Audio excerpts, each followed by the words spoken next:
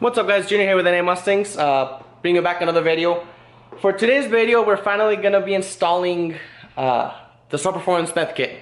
I've had this kit for probably like 5 months, just sitting there in my garage, just because, I mean, we've had other things going on, working on different things. So we're finally going to be installing it. I say we, I mean, I'll probably just assist Alex, he's probably the one that's going to be doing everything, which there he comes right now. So starting with the kit, so we have the stage 2 Snow Performance Kit. So obviously it comes with the reservoir, the pump, and this is the best part, the little gauge. So obviously the gauge pod is from Autometer, so I got the steering column gauge pod since I do already have 3 gauges on the column gauge pod, so I can't include another one there because I'd have to get rid of the ones I have. And then I did get their boost juice. I have 4 of the 1 gallons. Obviously I just have one right here right now because I don't think it all fits in here. So I guess follow along. We've never installed this kit before, so obviously we're going to do some troubleshooting and then we'll do clips here and there of what we did.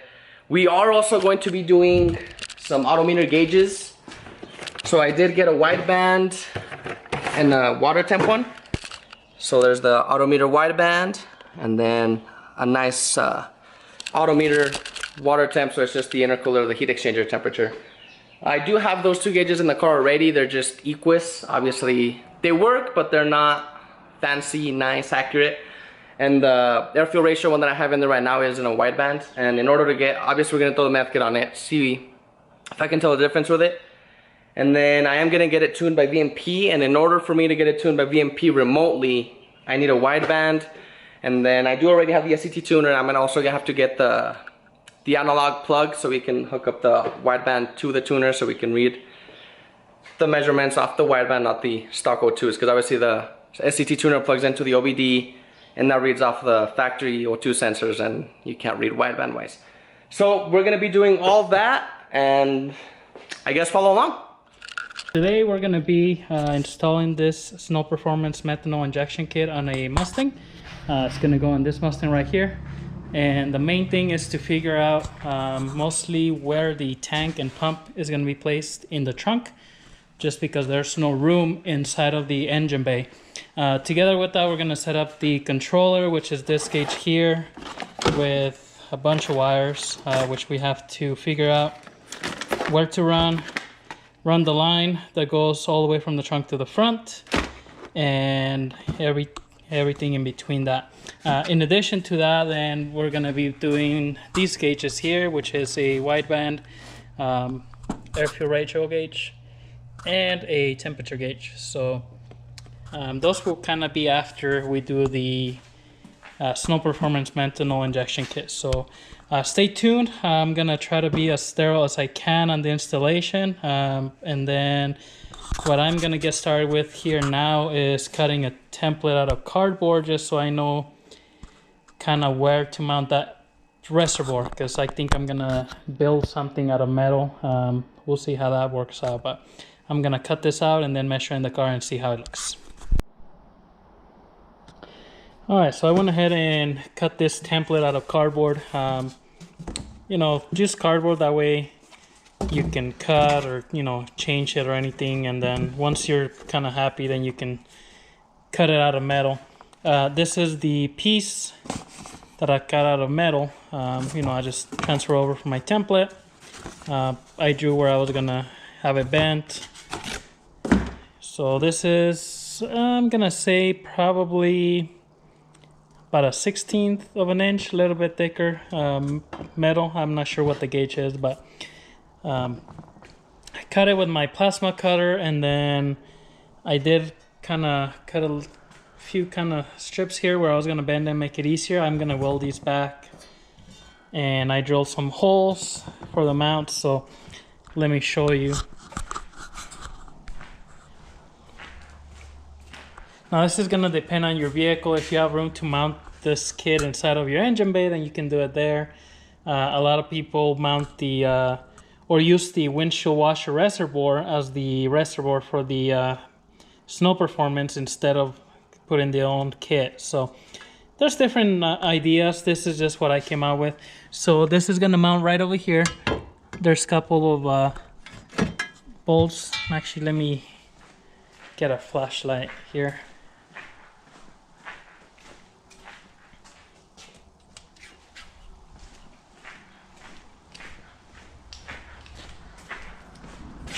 All right, so this is here on the trunk passenger side. So this is gonna mount right in here. There's a couple of studs there for the trunk latch. So I'm gonna mount it to there.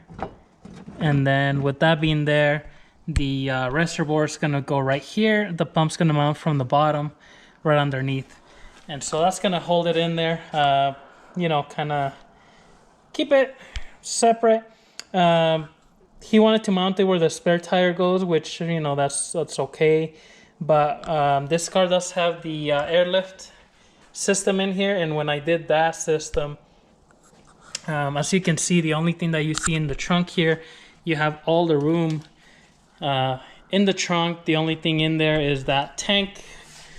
You know, back there, I did a custom sub box, so there's a subwoofer in there, and then the compressor is right in there. But you can still lift up your mat here, get to your spare tire if you need it. You know, you never know when you'll need it. And so instead of getting rid of the spare tire, I figured that, you know, do this bracket here. It's still going to be out of the way here on the side, so, you know, whatever he needs to put in here on the trunk, there's still room in here. He can still lift up this piece and get the spare tire if he needs to. So, you know, that's just an idea. Obviously, you know, everyone's gonna be different on what exactly they want to do with that. So I'm gonna massage this bracket a little bit here. Like I said, the pump is gonna go right under here, mounted right here, and the reservoir is gonna go right in here. And this is gonna put the reservoir right pretty much level on the top of the trunk, where, you know, you can get to the cap easy.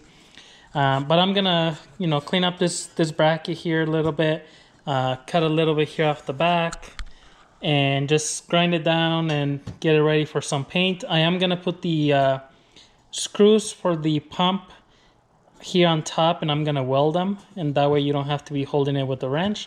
And then the nuts for the reservoir here, I'm gonna weld the nuts to the back, and also that way you can just screw in the reservoir on there. You don't have to hold the nuts on the back. So that's what I'm gonna do next. And then once I get that done, I will start by, I do have to run that hose all the way in, so I'm gonna have to take the you know, the little trim here on the bottom off. We're gonna run the small hose here on the inside, you know, where it's not gonna get pinched or anything. That's where I ran the airlift line as well. So we're gonna do the same thing. I'll probably have to take that bottom seat down off. And then the other thing that we're gonna have to do once we do that is start taking the steering column plastic pieces off to mount that gauge and everything on there. So once I get to that point, I'll show you guys what I'm doing. All right, so this is the finished bracket here. I just went ahead and, you know, gave it a little spray paint of black. So as you can see, I did weld the nuts here on the back, so that way I can just, you know, screw in the reservoir from the front. And then I put this, the bolts, I welded them on top. Also just that way, we just put the nut on the bottom. All right, so I got the pump mounted. This is how it's gonna go. Reservoir mounted. I got some washers there on the bolts. I did the sensor ground here to this bolt. The pump ground is going to be installed to the top bolt that mounts pretty much to the body up here. So I got this all set up, and then, you know, the line's just right there from the reservoir to the pump. I do have to give it some time for the glue to set. So per the instructions, it says not to use any thread sealant on any of these threads because the methanol will eat through the thread sealant. So they include this tube of super strength adhesive. All right, so there's the mounted reservoir with the pump there on the bottom. So I'm just gonna start plumbing everything. So, you know, you can get to your cap here, take it off, fill it. you know, keep your cap back on there. And the trunk clears the cap here, so you're good to go there.